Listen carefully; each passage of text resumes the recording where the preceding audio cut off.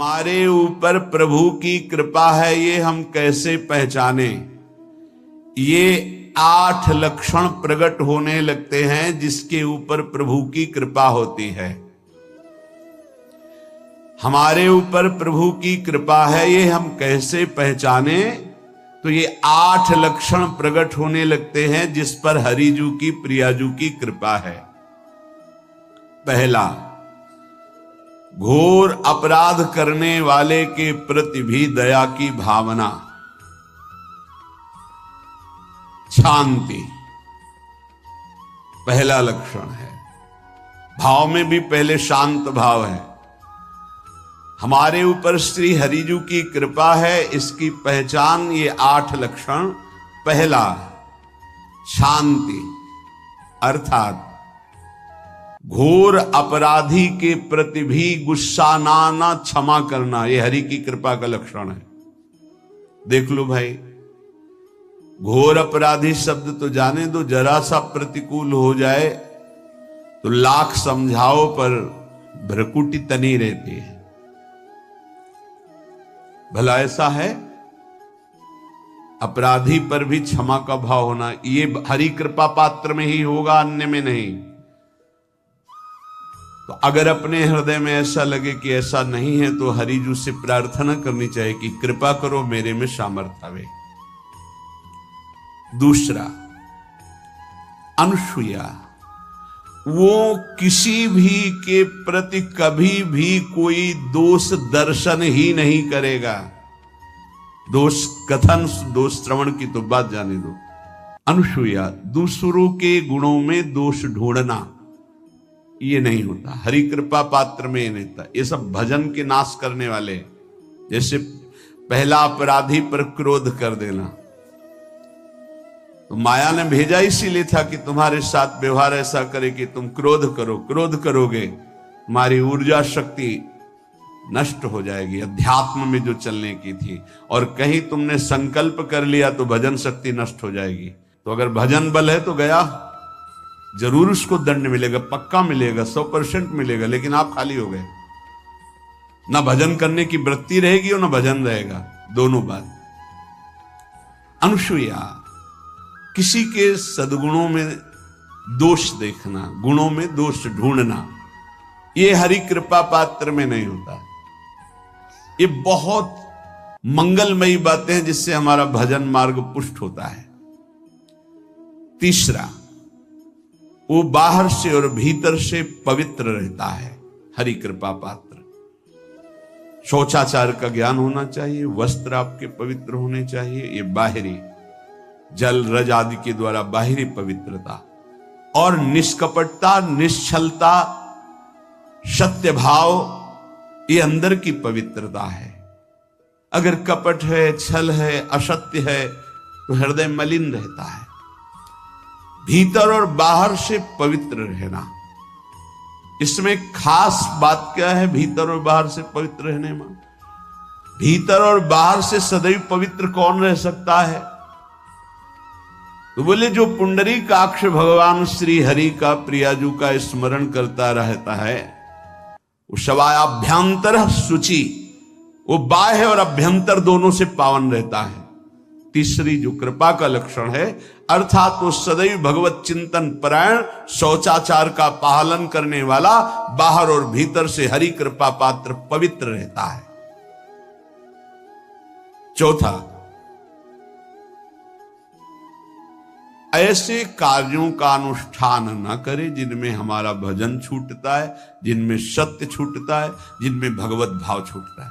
जैसे आपके ऊपर कृपा हुई, आप भगवत मार्ग में चल रहे हैं, अब आप ऐसे संसारिक कार्यों का अनुष्ठान कर रहे हैं जिनमें आपकी चित्तवृत्ति बिल्कुल भगवत विमुख हो रही, तो जीवन का लाभ क्या होगा?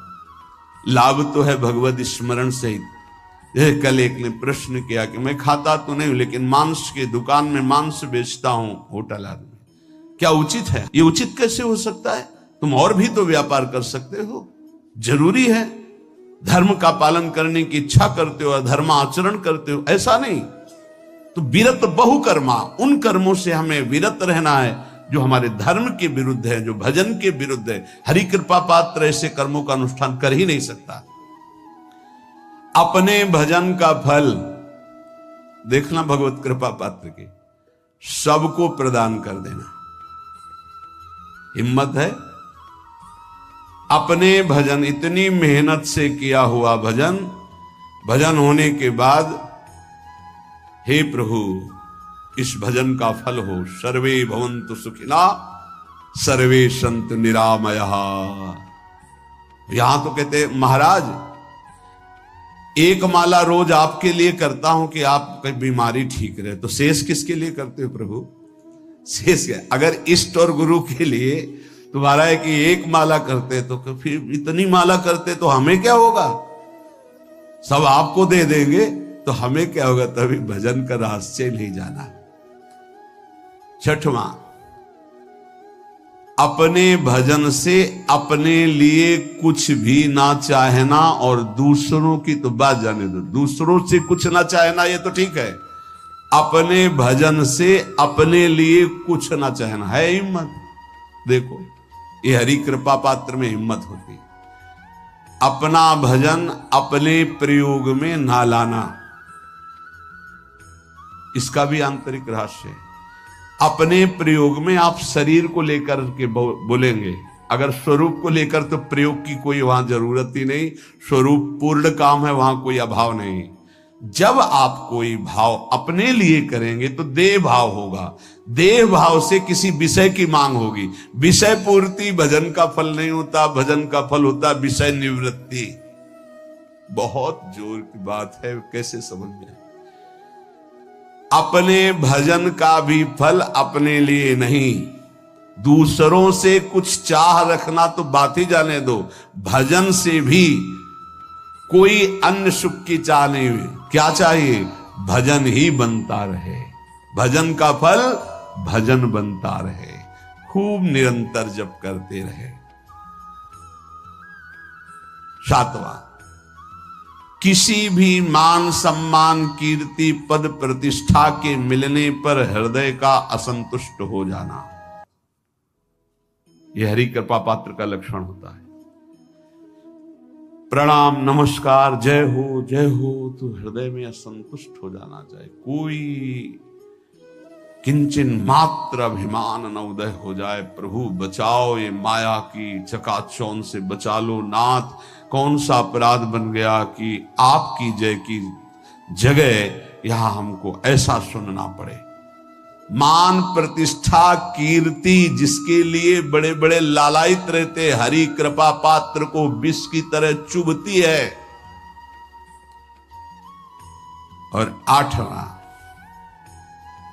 किसी भी प्राणी समुदाय से संबंध ना रखते हुए सब पर दया की भावना, सब पर कृपा की भावना, सब पर करुणा मैत्री पर किसी से ममता नहीं। ये सूत्र बहुत व्यवहार में प्रयोग करने योग्य है। सबसे करुणा और मैत्री पर किसी से ममता नहीं। करुणा तो करी भरत जी ने, मैत्री भी की मृग से, पर ममता रहित नहीं रहे। ममता कर ली तो अगला जन्म हिरण का हो गया। ममता नहीं रखनी। निर्ममो निरहंकारा, करुणा मैत्री तो करनी है, जैसे इसमें आदेश गीता में जी आदेश है, अद्वेष्टा सर्वभूतान मैत्र करुण एवच, पर निर्ममो निरहंकारा, ये साधक की चतुरता है। प्राणी मात्र पर दया कृपा करुणा मैत्री, पर ममता नहीं।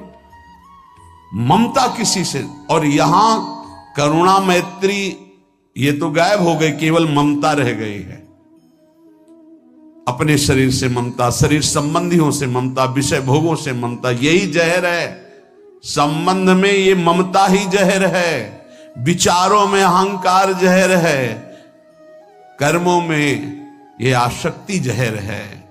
इसी जहर को मिटा दे तो जीवन मुक्त महापुरुष कर्म करते हुए, विषय सेवन करते हुए, वार्ता करते हुए, विचार करते हुए बिल्कुल जहर रहित उसका जीवन हो गया। तो ये 8 बातें हरि कृपा पात्र में होती हैं, इनको बार बार सुनना और हृदय में धारण करना।